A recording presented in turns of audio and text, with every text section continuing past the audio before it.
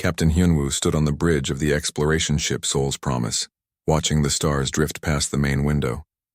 3 years into their deep space mission, the crew had settled into a comfortable routine.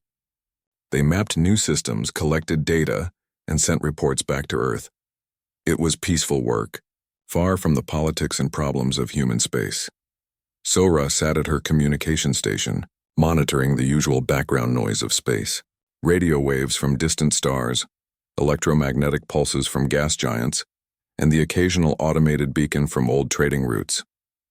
She had been doing this job for 5 years and could identify most signals without even thinking about it.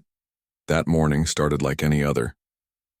Hyunwoo was reviewing survey data from the previous day when Sora suddenly straightened in her chair.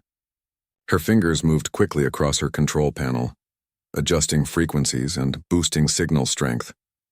"Captain," she said, her voice uncertain, "I'm picking up something strange. It's not natural background radiation. This is artificial and it's strong."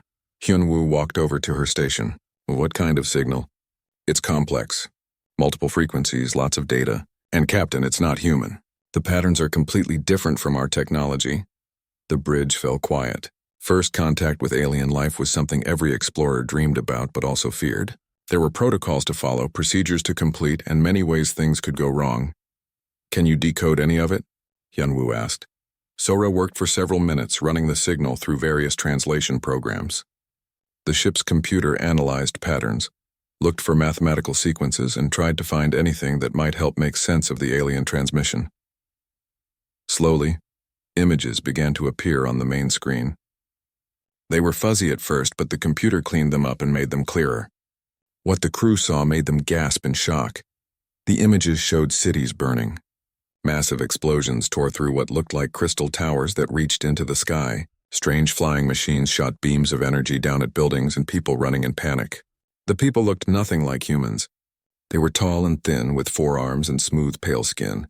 Their cities were beautiful, made of gleaming crystal and flowing water, but now everything was destroyed. "Dear God," whispered Taeho, the ship's science officer. "Someone is destroying their world." More images came through. Refugee ships fleeing into space, many of them damaged and smoking. Families huddled together in what looked like underground shelters. And then came something that made everyone's heart break. Children. Alien children, clearly terrified, clinging to their parents as explosions shook their hiding places. No matter what species they were, the look of fear on their faces was something every human could understand. Sora continued working on the translation. "Captain, I think I'm getting some of their language. The computer is finding patterns.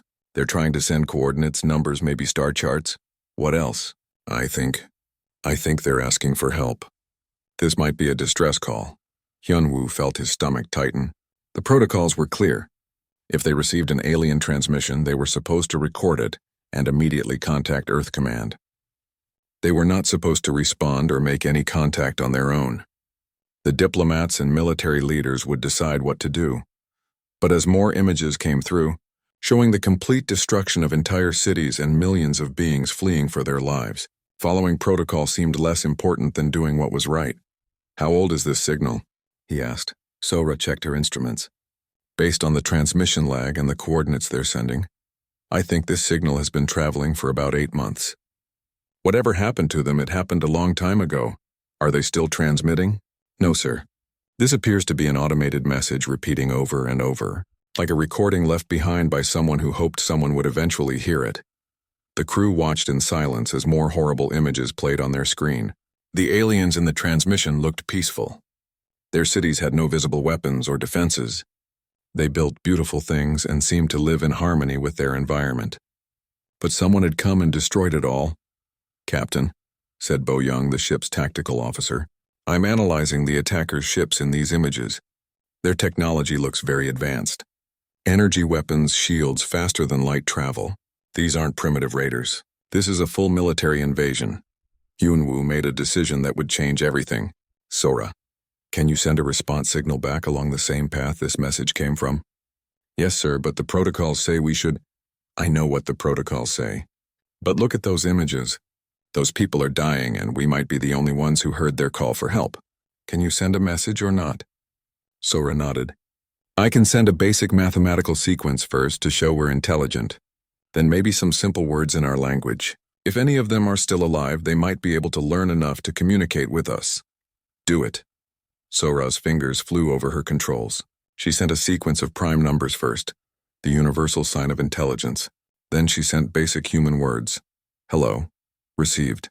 Help coming. They waited, hoping against hope that someone was still alive to receive their message. Hours passed, then days. Hyunwoo had almost given up when Sora shouted with excitement, "Captain, we're getting a response." The main screen lit up with new images. Not the burning cities from before, but dark spaces filled with frightened faces. The same alien species, but now hiding in what looked like asteroid caves and abandoned ships. They were alive, but barely surviving.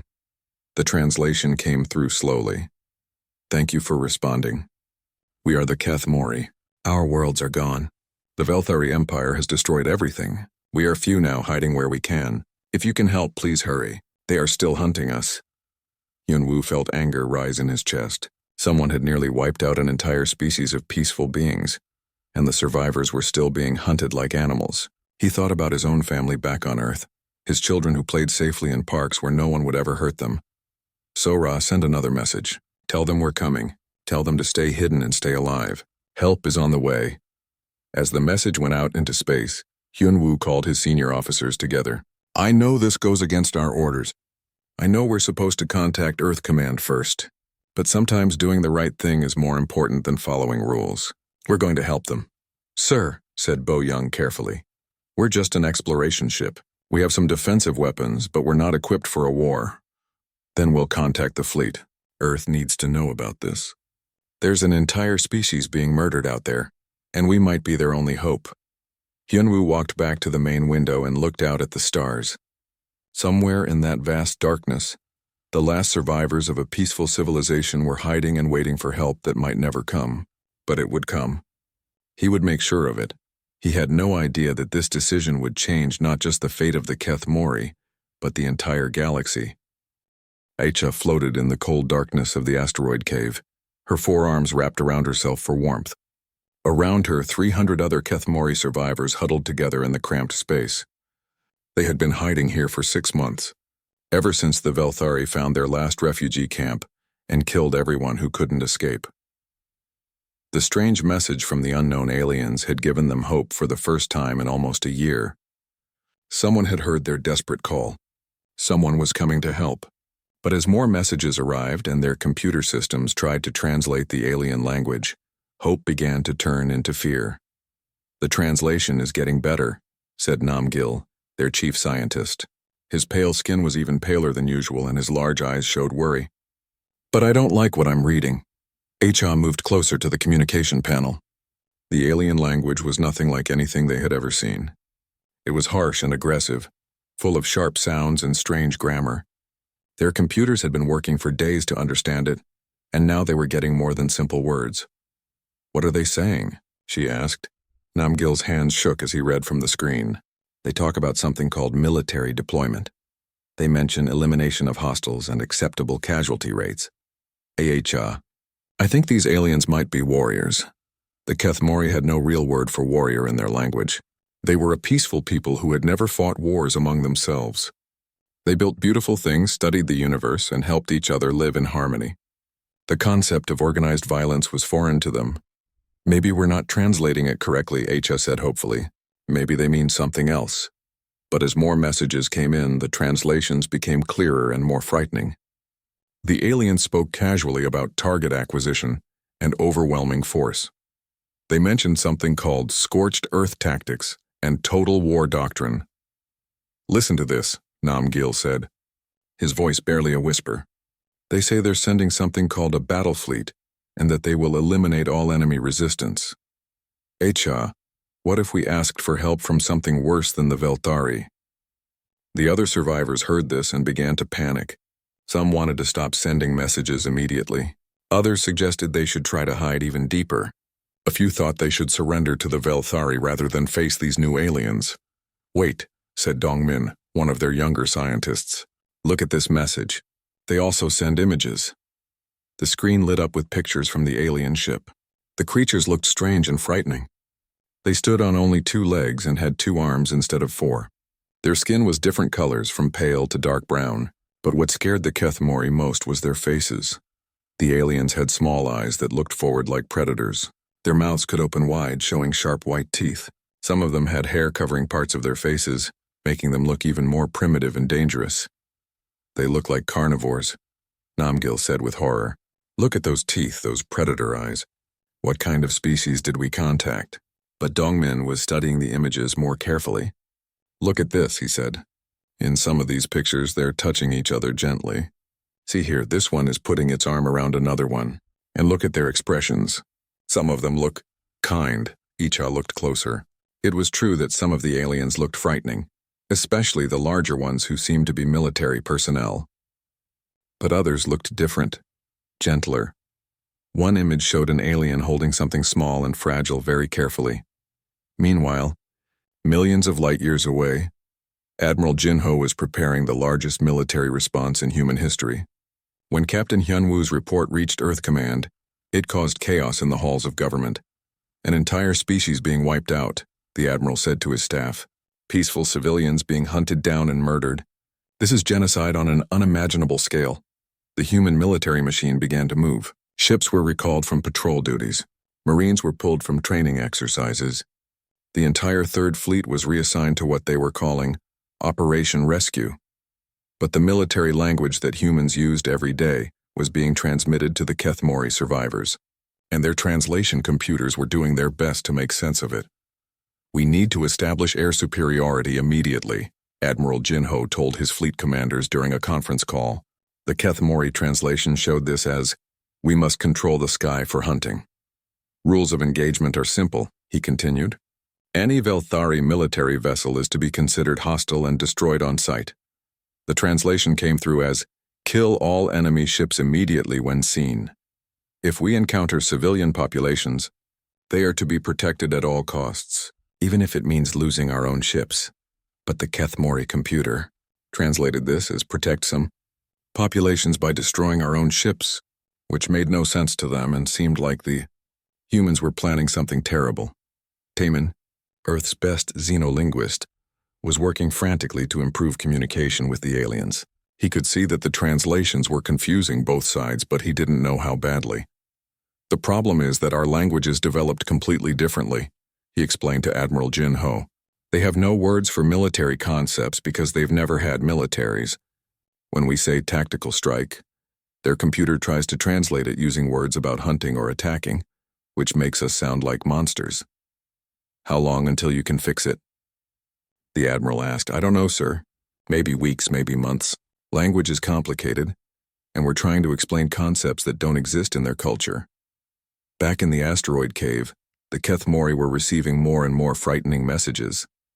The aliens spoke about deployment schedules and logistical support for extended operations. They mentioned heavy weapons platforms and orbital bombardment capabilities. They're going to destroy everything, Namgil said, his voice full of despair. We called for help, and instead we've brought a plague upon the galaxy. But HFY was beginning to have doubts about their translation. Look at this message pattern, she said. They keep asking about our location, our numbers, our condition. If they wanted to hurt us, why would they need to know if we're injured or hungry? Maybe they want to know how many of us they need to kill, Namgil replied. Young Dongmin had been quiet for a long time, studying the alien transmissions. Finally, he spoke up. I think we're making a mistake. Look at the mathematics in their messages. See how they calculate things? He showed them a series of numbers that the aliens had sent. These aren't battle plans. These are supply calculations. Food, medicine, fuel. They're figuring out how to take care of us, not how to hurt us. But what about all this talk of weapons and war? HFY asked. I think they're planning to fight the Velthari, Dongmin said slowly. All their violent language is directed at our enemies, not at us. They keep asking about our safety and our needs. I think they really are coming to help.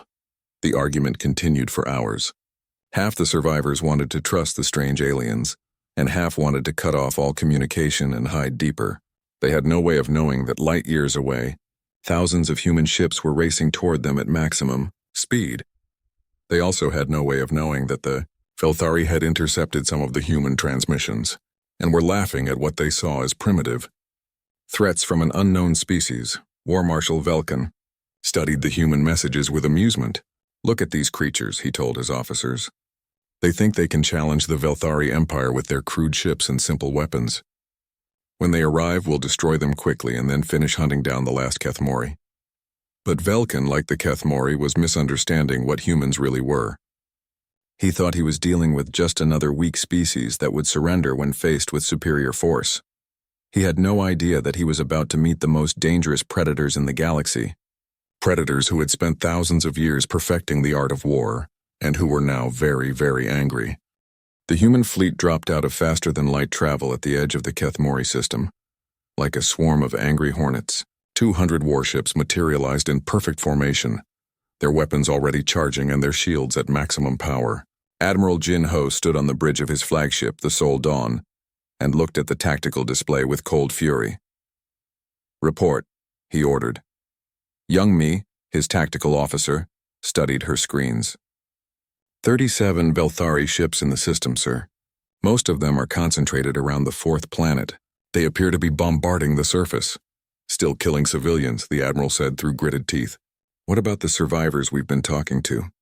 "Long-range sensors show Kethmori life signs scattered throughout the asteroid belt. They're hiding in small groups just like they told us." Admiral Jin Ho had spent the 3-week journey to this system, studying everything they knew about the Velthari Empire. What he learned made him sick. For over a century, the Velthari had been conquering peaceful species across this part of the galaxy. They didn't just take territory or resources. They completely destroyed any species that couldn't fight back, turning entire worlds into empty graveyards. "Sir," said his communications officer, "we're receiving a transmission from the Velthari fleet." "Put it through." The main screen showed a reptilian creature with dark scales and cold yellow eyes. This was War Marshal Velkan, commander of the Velthari forces. When he spoke, his voice was full of contempt.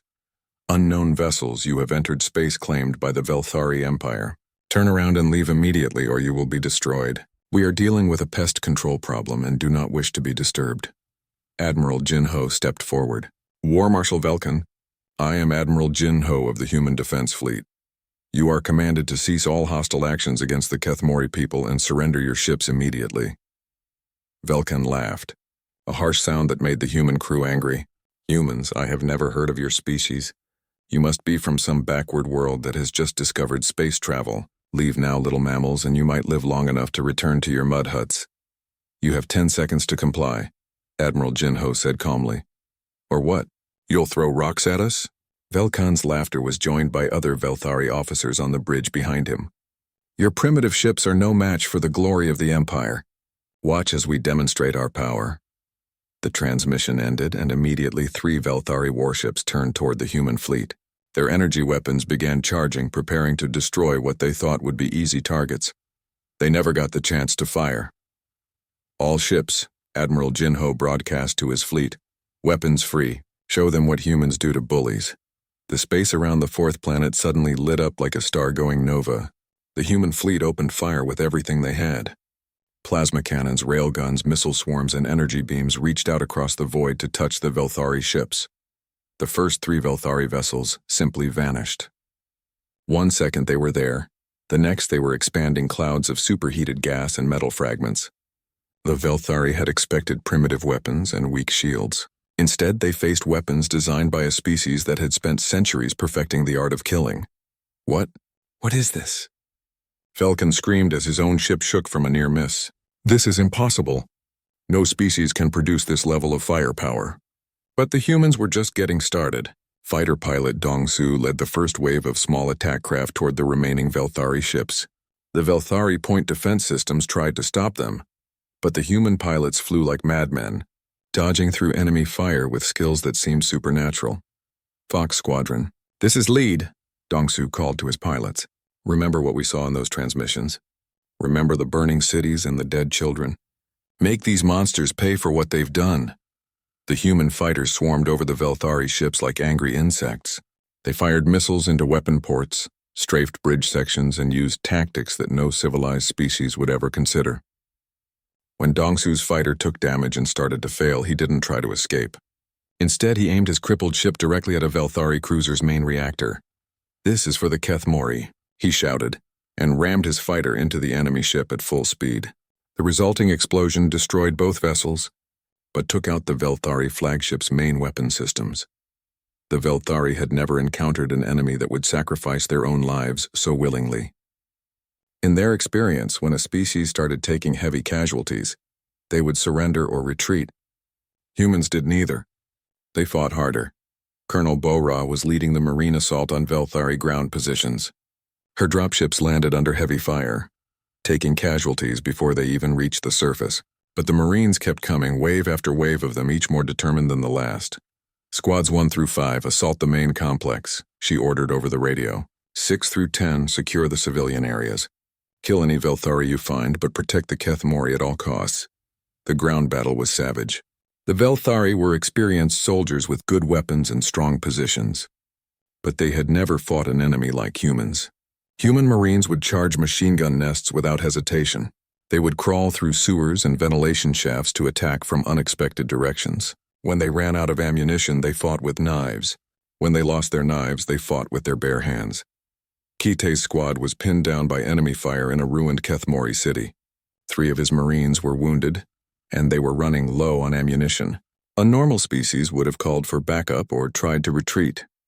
Kite looked at the crystal towers around them, imagining them full of peaceful alien families before the Velthari came. "Squad, we're going to take that gun position," he announced.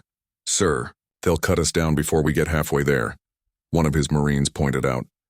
"Maybe, but while they're shooting at us, they won't be hunting Kethmori civilians, and maybe we'll get lucky and kill some of these monsters before they get us," the squad charged. 2 Marines fell in the first few seconds, but the others kept going. They reached the Velthari position, and Kite threw himself on an enemy soldier, fighting with a combat knife while his men secured the weapon. When the position was taken, they moved on to the next one.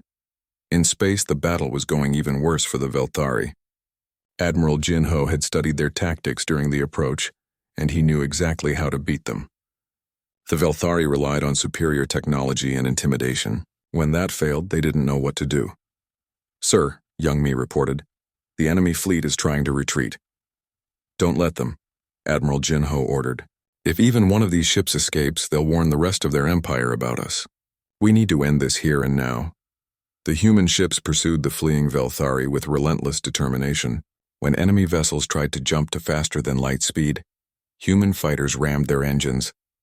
When they tried to hide behind asteroids, human destroyers followed them into the rocks and fought at point-blank range. War Marshal Velkan watched in horror as his fleet was systematically destroyed. These humans fought like nothing he had ever seen. They seemed to have no fear of death, no concept of acceptable losses. They just kept coming no matter how many of them died. "Communications," he ordered desperately. "Send a message to High Command. Tell them we have encountered a new species.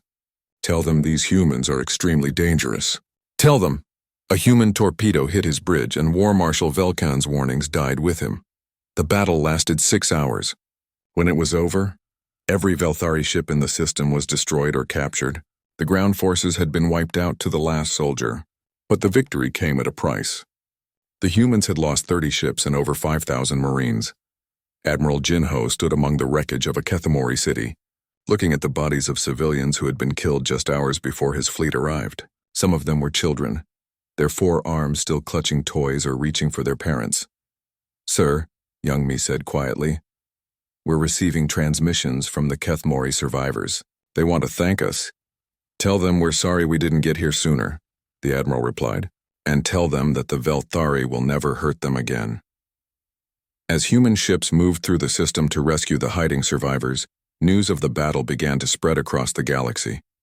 Other species that had heard whispers about the mysterious humans now had their first real information about what these newcomers could do. The peaceful species felt hope for the first time in generations. The aggressive ones felt fear. And the Velthari Empire, for the first time in over a century, felt something they had almost forgotten. They felt vulnerable. News of the Velthari defeat spread across the galaxy faster than any ship could travel. For over 100 years, the Velthari Empire had seemed unstoppable. They had conquered dozens of worlds and destroyed entire species. Now, for the first time, They had been completely defeated by an unknown force. On the waterworld of Aquanus, the fish-like Murtai people received the news through their underground resistance network. Elder Sujiho floated in the deep ocean cave that served as their secret meeting place, her silver scales dim with old age and suffering. "Is this information reliable?" she asked the young messenger who had brought word of the human victory. "Yes, Elder, 3 different sources confirm it. The entire Velthari fleet in the Kethmori system was destroyed. Not one ship escaped." The gathered Murtai looked at each other with something they hadn't felt in decades: hope. The Velthari had conquered their world 15 years ago, forcing the proud aquatic people to live in hidden underwater cities while their surface colonies were stripped of resources. "What do we know about these humans?" asked war leader Myung-soo, one of the few Murtai who still remembered how to fight. "Very little," the messenger admitted. "They appear to be a new species, bipedal, carbon-based from a world they call Earth. But Elder, the reports say they fight like nothing the galaxy has ever seen. On the desert world of Kalar, the insect-like Zephyrians gathered in their underground hives to discuss the same news. Queen Hyarin, massive and ancient, listened as her workers brought information from across their network of tunnel cities. The humans destroyed 37 Velthari ships with only 200 of their own, reported one worker. But they lost 30 ships and thousands of soldiers doing it. These humans seem willing to die for strangers. Impossible, clicked another worker. No species sacrifices itself for others. There must be some mistake in the translation. But Queen Hyarin was older and wiser than her workers. "I have seen strange things in my long life," she said slowly. "Perhaps there are species in the galaxy that we do not understand. Continue monitoring these humans. If they truly fight the Velthari, they may be our salvation." In the crystal cities of Luminar, the energy-based Photari received the news through their quantum communication networks. The Photari were beings of pure light who had once been the most advanced species in this region of space, but even their incredible technology hadn't been enough to stop the Velthari war machine. Elder Boram flickered with colors that showed his excitement. 37 ships destroyed in 6 hours, he transmitted to the gathered council. The humans used kinetic weapons, plasma cannons, and fusion warheads. Primitive technology, but applied with devastating effectiveness. "How is that possible?" asked Councillor Minji. "Our own quantum disruption weapons barely slowed the Velthari advance." "Because we fought like civilized beings," Boram replied. "We used measured force, calculated risks, acceptable casualties. The humans appear to have no such limitations. They fought like wild animals defending their young." Meanwhile, in the dark heart of Velthari space, Emperor Garthek received the news of War Marshal Velkan's defeat with rage that shook the very walls of his palace. The massive reptilian ruler had built his empire on fear and overwhelming force. The idea that some unknown species had defeated his best fleet was unthinkable. "Find out everything about these humans," he hissed to his intelligence officers. "I want to know where they come from, how many ships they have, and how we can destroy them all." But the Velthari intelligence network, efficient as it was, could find very little information about humanity. Earth was far from Velthari space, hidden behind nebulae and unexplored systems. What little they could discover was confusing and frightening. "They appear to come from a death world, my emperor," reported Intelligence Chief Kolvar. "High gravity, extreme weather, violent predatory life forms. The planet should have killed any intelligent species that evolved there. Yet they survived," the emperor growled. "What else?" "Their history is full of warfare. They have been fighting each other for thousands of years, constantly developing new and more efficient ways to kill. They have weapons that can destroy entire planets." Emperor Garthek felt something he hadn't experienced in decades: genuine fear. "How many of them are there?" "Unknown, my emperor, but our long-range scouts report increased human activity in dozens of systems. They appear to be mobilizing for a major offensive." The emperor was right to be afraid. Admiral Jin Ho had returned to human space with a complete tactical analysis of Velthari technology and strategies. What he found was that humanity had a significant advantage in almost every area that mattered. Their weapons are powerful but predictable, he explained to the High Command Council on Earth. Their ships are well armored but slow. Their tactics are based on intimidation and overwhelming force against weaker opponents. They've never faced an enemy that fights back effectively.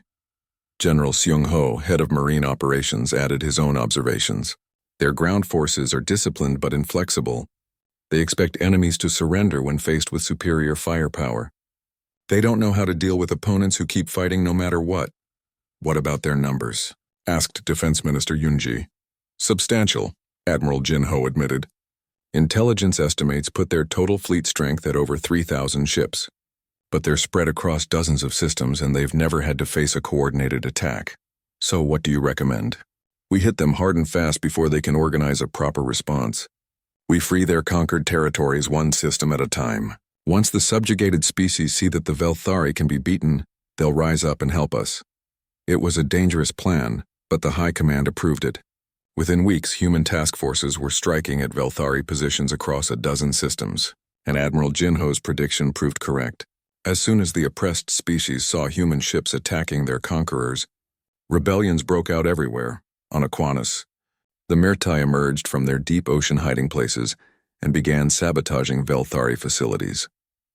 War leader Myung-Soo led attacks on the orbital stations that controlled their planet, using knowledge of the ocean currents that the reptilian invaders had never bothered to learn.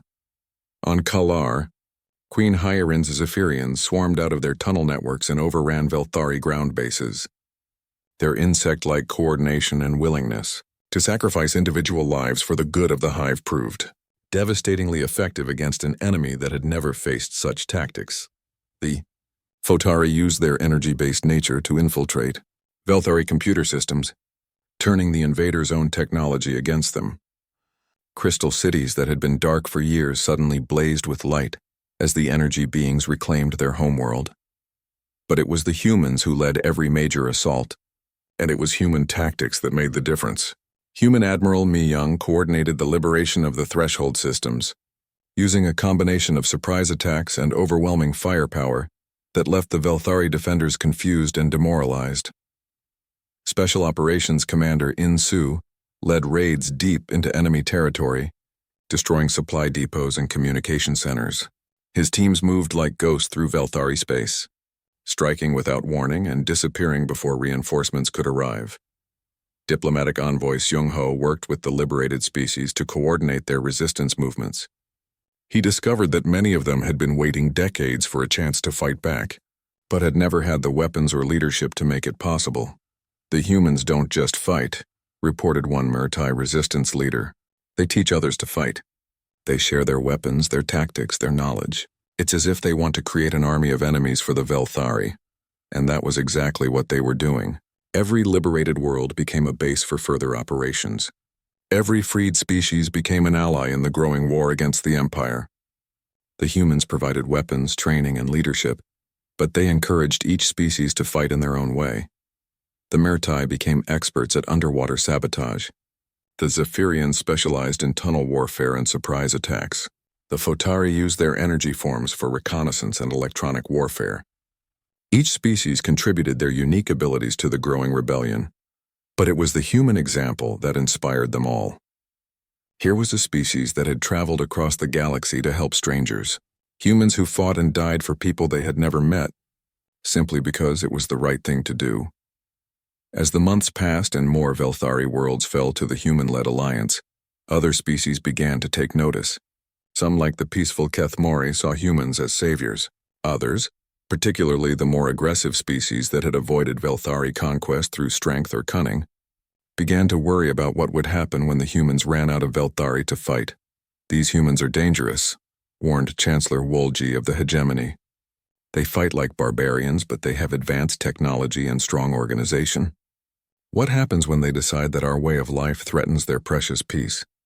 But most species in the galaxy were too busy celebrating their freedom to worry about such concerns. For the first time in over a century, the Velthari Empire was retreating. Worlds that had been enslaved for generations were tasting freedom again, and in the depths of space, heading toward the Velthari home system. The Velthari home system of Draconis was the most heavily defended place in the galaxy. Massive orbital defense platforms surrounded the planet like deadly metal moons. Thousands of warships patrolled the outer edges of the system. Deep space sensors watched for any approaching threat from light years away.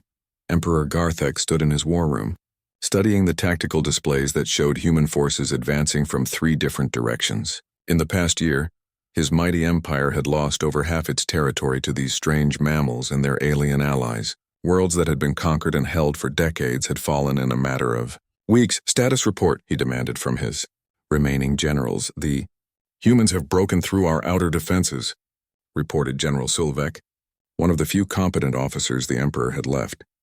They're approaching the home system with approximately 400 ships, supported by allied fleets from dozens of liberated worlds. 400 ships against our 3,000, the Emperor hissed. The odds are still in our favor. My Emperor, Sulvek said carefully, the odds have been in our favor in every battle this past year. It hasn't seemed to matter. Emperor Garthek's rage was terrible to behold. His massive claws left gouges in the metal table as he fought to control his temper. Everything he had built was crumbling because of one small, primitive species that refused to know its place in the galaxy. Admiral Jin Ho stood on the bridge of his flagship as it dropped out of faster-than-light travel at the edge of the Draconis system. Around him, the largest fleet in human history materialized in perfect formation. Behind the human ships came vessels from every species they had liberated. Murtai water ships shaped like living sea creatures. Zephyrian hive vessels that looked like massive metal insects. Photari energy craft that gleamed like captured stars. Sir, reported Tactical Officer Youngmi, we're detecting massive defensive installations throughout the system. This isn't going to be like the other battles. I know, Admiral Jin Ho replied. But this is where it ends. One way or another, the Velthari Empire dies here today. The space battle that followed was the largest in galactic history. Thousands of ships clashed in a three-dimensional dance of death that stretched across the entire star system. Energy beams lit up the darkness like lightning, and explosions bloomed like deadly flowers against the backdrop of space. But this battle was different from all the others. As the human fleet advanced through the Velthari defenses, they transmitted something that shocked every species in the galaxy: terms for surrender. Attention, people of the Velthari Empire, came Admiral Jin Ho's voice across all frequencies. We are not here to destroy you. We are here to end your oppression of peaceful species. Surrender now, and you will be treated with honor. Continue to fight, and you will be defeated, but we will still treat your survivors with mercy. Emperor Garthek couldn't believe what he was hearing. They're offering us terms? After everything we've done? These humans are even more foolish than I thought. But General Sulvek was listening to the human transmission more carefully. My Emperor, I don't think they're being foolish. I think they're being wise. They know they can defeat us. They're offering us a chance to save our people. Never, the Emperor roared. The Velthari bowed to no one. The battle raged for 18 hours. The Velthari fought with the desperation of a cornered predator, throwing everything they had at the advancing human fleet. But human tactics, human technology, and human determination proved superior once again. One by one, the orbital defense platforms fell. One by one, the Velthari fleets were destroyed or forced to surrender. When human marines landed on the Velthari homeworld itself, they found something unexpected. Not every Velthari was a fanatic warrior like their emperor. Many were civilians who had been trapped by their government's aggressive policies, forced to support wars they never wanted. Colonel Bora led the assault on the Imperial Palace, fighting through layers of defensive positions manned by the Emperor's elite guards. But when her Marines reached the civilian districts of the capital city, they found Velthari families huddled in their homes, terrified of what the human monsters would do to them. Spread the word, Bora ordered her troops. No harm comes to civilians. Anyone who surrenders is to be treated with respect. We're not here for revenge. We're here to end this war. The fighting in the palace was fierce. Emperor Garthek's personal guards fought to the death, believing their emperor's propaganda about human brutality. But when the humans finally cornered the emperor himself in his throne room, he found himself face to face with Admiral Jin Ho, who had beamed down to witness the end of the war personally. Surrender, Admiral Jin Ho said simply. Your empire is finished. Your fleets are destroyed, but your people don't have to die with you.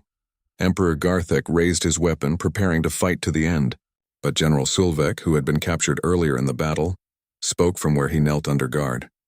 My Emperor, look around you. The war is over. Our soldiers are laying down their weapons. Our people are ready for peace. Don't let your pride destroy what's left of our species. For a moment, the ancient Emperor wavered. Then slowly he lowered his weapon and placed it on the floor. I surrender, he said, the words bitter in his mouth. But I demand to know what you intend to do with my people. Admiral Jin Ho's answer shocked everyone in the room, including his own officers. "We're going to help you rebuild," he said. "The Velthari Empire is finished, but the Velthari people don't have to be. You'll face justice for your crimes, but your civilians will be protected and help to create a new government." In the months that followed, the galaxy watched in amazement as the humans proved their words were true. Instead of enslaving the Velthari or wiping them out in revenge, the humans began the most ambitious reconstruction project in galactic history.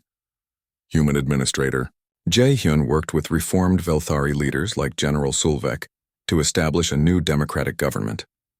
They helped rebuild cities damaged in the war, provided food and medicine to civilians, and even began integrating former Velthari soldiers into the new galactic peacekeeping force. Medical Officer Ye-jin treated wounded Velthari soldiers with the same care she gave to human casualties. When asked why she would help former enemies, she said simply, "The war is over. Now they're just people who need help." The transformation wasn't easy. Many Velthari found it difficult to accept that they had been wrong about other species. Many humans struggled to forgive a people who had committed such terrible crimes. But gradually, slowly, peace began to take root. Elder Acha of the Kethmori became one of the strongest voices for reconciliation. The humans could have destroyed the Velthari completely, she told the new Galactic Council. Instead, they chose to show mercy. They have proven that sometimes the strongest response is also the kindest one. 5 years after the fall of the Velthari Empire, the galaxy was a very different place. The Terran Galactic Compact had been established, with Earth as its capital but with representation from every species. Humans served as peacekeepers and mediators, but they insisted that each species govern itself according to its own values and traditions. The former Velthari worlds were slowly healing. Sulvek, now an elected leader of the Velthari Reconstruction Authority, worked closely with human advisors to help his people learn new ways of living. The aggressive warrior culture was being replaced by something more peaceful, though it would take generations to complete the change. But perhaps the most important change was in how the galaxy viewed humanity. The species that had once been feared as violent barbarians was now respected as protectors of peace. When new conflicts arose in distant sectors, the first call that went out across space was not for weapons or armies. It was for humans. Admiral Jin Ho, now in his 70s, stood on the observation deck of the space station that orbited Earth. Ships from dozens of species moved through the busy traffic lanes, carrying trade goods, diplomatic messages, and peaceful travelers. It was hard to believe that just a few years ago, much of the galaxy had been trapped under the boot of a single aggressive empire. "Sir," said his aide, "a young Photari energy being named Spark of Hope. We're receiving another distress call. A species called the Grextar is requesting help with something called the Void Swarm." Admiral Jin Ho smiled tiredly. There would always be another crisis, another threat to peace, another call for help. But that was okay. Humans had found their place in the galaxy, not as conquerors or rulers, but as guardians. "Prepare the fleet," he said. "Let's go see what kind of trouble needs fixing this time." As the human ships prepared to depart for another distant crisis, the galaxy settled into a peace that most species had thought impossible. The SOS call that the Kethmori had once regretted sending had become the signal that saved not just their species, but the entire galaxy. And in the deep spaces between the stars, other civilizations were learning an important lesson. When Deathworlders answer your call for help, they don't just bring fire and destruction. They bring the kind of peace that only comes when good people are willing to fight for what's right.